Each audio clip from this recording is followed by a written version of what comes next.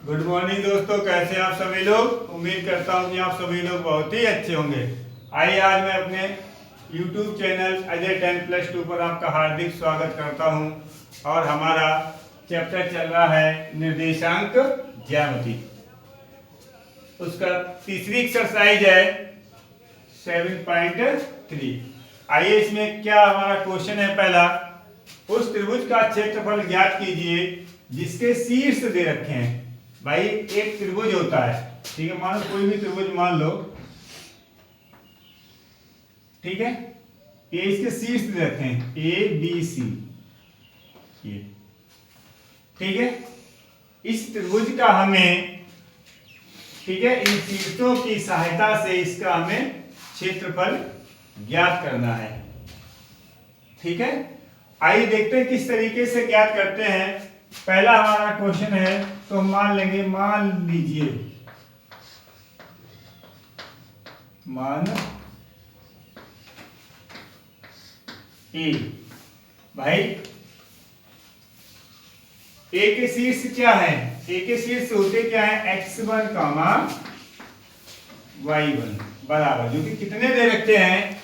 2,3। दूसरा शीर्ष क्या होता है हमारा? b, जो क्या होता है? x2 कामा y2। और तीसरा शीर्ष क्या होता है हमारा? c, x3 कामा y3, जो कि क्या दे रखा है हमें? 2,-4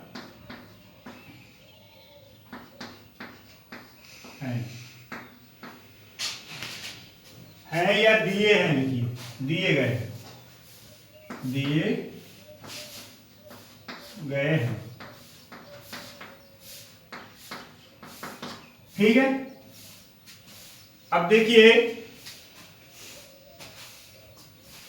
हमने एक शीर्ष हमारे क्या है? ABC, इसके मान हमें दे रखे हैं।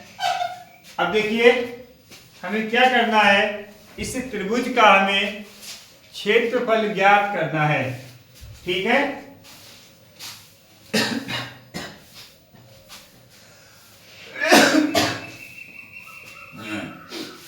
देखिए त्रिभुज का क्षेत्रफल ज्ञात करने के लिए हमारा सूत्र होता है, यहां पे लिख लो, त्रिभुज ABC का क्षेत्रफल, त्रिभुज ABC का क्षेत्रफल, इसका सूत्र होता है 1/2 ब्रैकेट के अंदर x1, ठीक है, 1/2 x1 y2 minus y3 plus x2 y3 minus y1 plus x3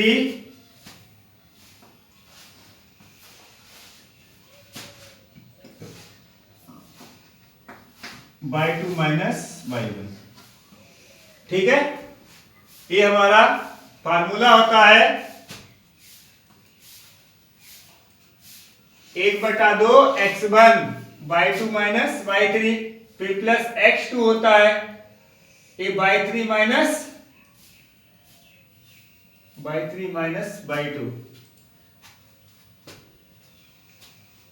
y3 minus y1, और यहां से ये होगा y1 माइनस y2, ठीक है। दोबारा देखिए, 1/2 x1 y2 minus y3 plus x2 y3 minus y1 plus के x3 y1 माइनस के y2। देखिए ये हमारा त्रिभुज ABC का क्षेत्रफल निकालने के लिए फार्मूला होता है। अब देखिए हमें सारे मान दे रखे हैं। x1 का मान कितना है? 2 है, y1 का मान 3 है, x2 का मान, यहाँ पे b के कोऑर्डिनेट लिखे ही नहीं है, यहाँ पे लिख लो, यहीं पे लिख लो, -k,0 यहाँ पे लिख लो ऐसे करके, ठीक है।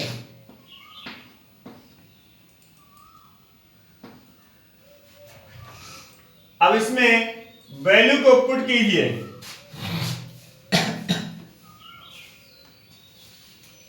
वैल्यू को पुट कीजिए। देखिए क्या होगा हमारा? 1/2 अब देखो x1 का मान कितना है, 2 है, y2 का मान कितना है, 0 है, y3 का मान कितना है, देखो यहां से -4 है। जब देखो -4 है तो ये माइनस माइनस प्लस हो जाएगा, प्लस x2 का मान कितना है भाई, -1 है, y3 का मान कितना है, -4 है, y1 का मान कितना है, 3 है, x3 का मान कितना है, 2 है, और y1 का मान कितना है, 3 है, y2 का मान कितना है, 0 है ना। देखिए चेक कर लो कोई वैल्यू गलत तो नहीं रखी है ये। देखो ध्यान से, x1 का मान कितना है, देखो 2 है, ठीक है, y2 का मान 0 है, y3 का मान -4 है, फिर क्या है, x2 का मान -1 है, और y3 का मान -4 है, और y1 का मान कहाँ गया, 3 है, प्लस x3 का मान कितना, 2 है, और हमारा y1 का मान कितना है, y1 का मान है 3, और y2 का मान है 0, ठीक है। अब देखिए इसको सॉल्व करते हैं, ये हो जाएगा 1/2, 2। अब देखो 0 + 4 कितना हो जाएगा भाई, 4 ही तो होगा।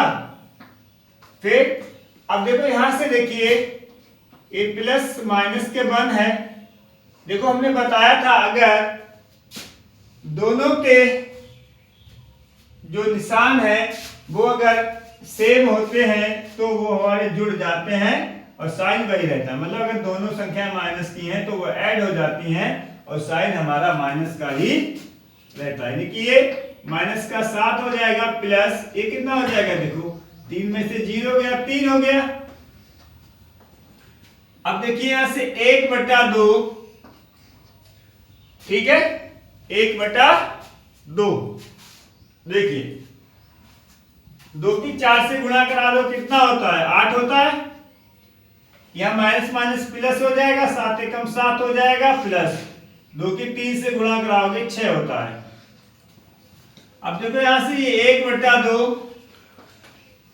8 7 15, और 6 कितने होंगे बताइए, 15 और 6 कितने होते हैं, 21 होते हैं। कितने होते हैं, 21।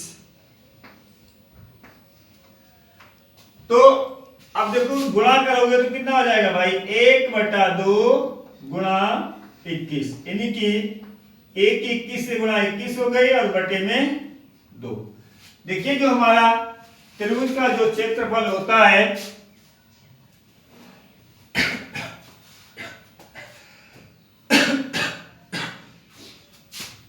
वो वर्ग इकाई, इसकी जो यूनिट होती है वो क्या होती है, हमारी वर्ग इकाई होती है, वर्ग इकाई होती है। तो हमारा त्रिभुज का जो क्षेत्रफल एबीसी, उसका कितना निकल के आया है, 21/2 वर्ग इकाई। आशा करता हूं ये सवाल आपको बहुत अच्छे से समझ में आ गया होगा। आइए चलते हैं दूसरे क्वेश्चन की तरफ। अब दूसरा क्वेश्चन हमारा क्या है, देखिए वह दूसरा क्वेश्चन।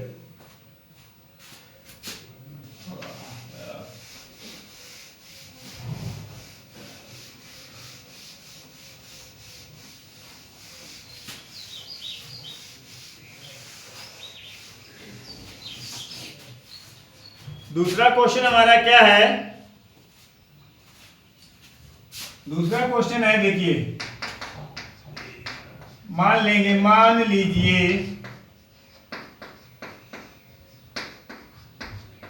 ए x1, y1। अब देखिए ध्यान से, x1 और y1 के कितने हैं, -5, -1 b, x2, y2, इसके कितने दे रखे हैं, 3, -5, और c x3 कॉमा y3, इसके कितने 5 कॉमा 2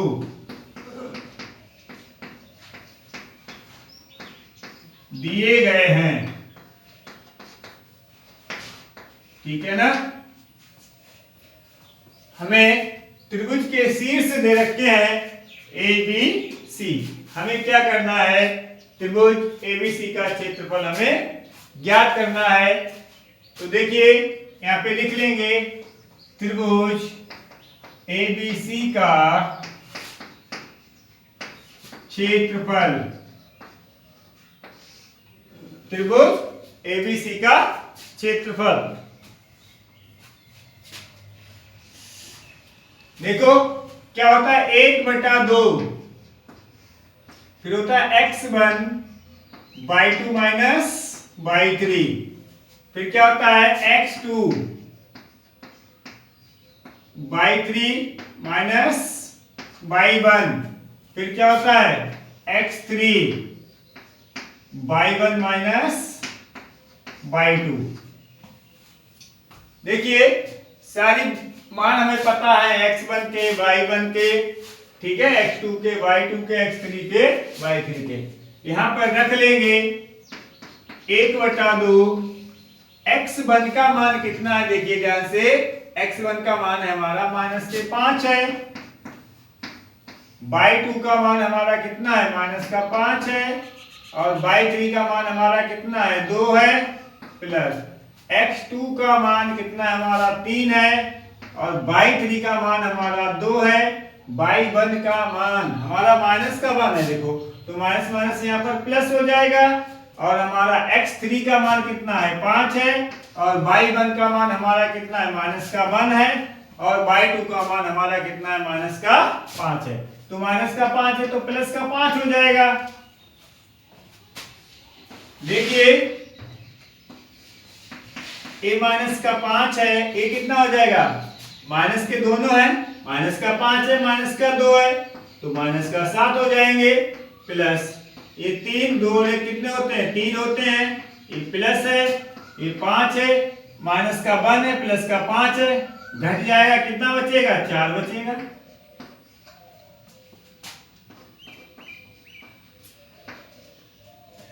देखो माइनस माइनस की मल्टीप्लाई प्लस हो गई, 7 पंजे 35 हो गया, 3 3 9 हो गया, और 5 चौक 20 हो गया है। अब देखो ध्यान से, 35 और 20 कितना होता है 55 होता है, 55 में 9 जोड़ दो 55 और 5 60, 4 64 हो जाएगा ना।